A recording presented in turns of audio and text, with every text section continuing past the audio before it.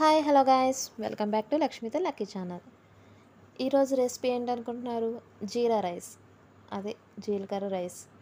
దీన్ని తినడం వల్ల చాలా అంటే చాలా ఉపయోగాలు ఉన్నాయి. మన కడుపులో గ్యాస్ ఏమైనా ఉంటే వెంటనే రిలీఫ్ అవ్వచ్చు ఈ రైస్ తినడం వల్ల. సో దీన్ని ఎలా ప్రిపేర్ చేసుకోవాలో చూద్దాం. ఫస్ట్గా రైస్ని ఇలా చల్లారబెట్టుకోవాలి. చల్లారిన తర్వాత స్టవ్ ఆన్ చేసి ప్యాన్ పెట్టుకొని ఒక 4 టేబుల్ స్పూన్ వరకు ఆయిల్ వేసుకోండి.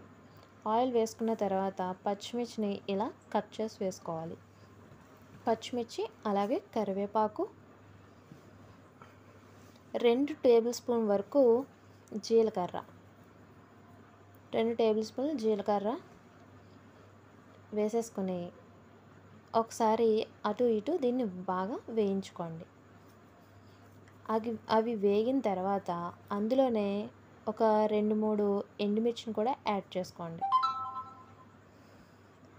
2-3 ఎండుమిర్చి కూడా వేగేసిన తర్వాత ఇవన్నీ బాగా ఫ్రై అయిపోయిన తర్వాత అందులోకి మనం ముందుగా చల్లారబెట్టుకున్నాం కదా ఆ రైస్ని అందులో వేసేసుకోవాలి. ఇందులో నా ఛానల్ని అయితే సబ్స్క్రైబ్ చేసేసుకోండి. మీకు ఈ రెసిపీ నచ్చినట్లయితే మాత్రం కామెంట్ సెక్షన్లో కామెంట్ చేయండి. ఇవి బాగా వేగిపోయినాయి కదా, మనం చల్లారబెట్టుకున్న అన్నాన్ని కూడా అందులో వేసేసుకుందాం.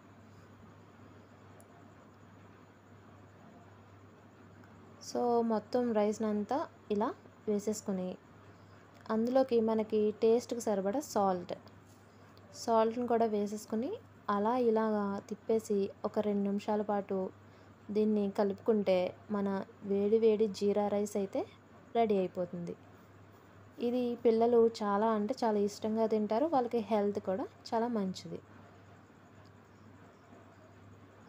ఇలా పొద్దున్న బ్రేక్ఫాస్ట్ కింద కూడా తినేయచ్చు దీన్ని.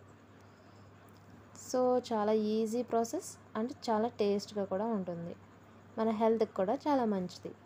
మీరు కూడా ట్రై చేయండి. అలాగే మీకు ఈ రెసిపీ ఎలా అనిపించిందో కామెంట్ సెక్షన్లో మాత్రం కామెంట్ చేయండి. ఫైనల్గా దీంట్లో కొత్తిమీర యాడ్ చేసుకుని ఒకసారి దీన్ని అటు ఇటు కలిపేసుకుని సర్వ్ చేసేసుకుంటే చాలా అంటే చాలా బాగుంటుంది. దీంట్లోకి ఏ కర్రీ కలుపుకున్నా పర్వాలేదు, లేకపోతే ఇలా తినేసినా చాలా టేస్ట్గా ఉంటుంది. ఏదైతే అది మీ చాయిస్. రెడీ అయిపోయింది కదా, దీన్ని వెంటనే సర్వ్ చేసేసుకుందాం. అంతేనండి, చాలా easy process and tasty process. వేడి వేడి జీరా రైస్ అయితే రెడీ అయిపోయింది.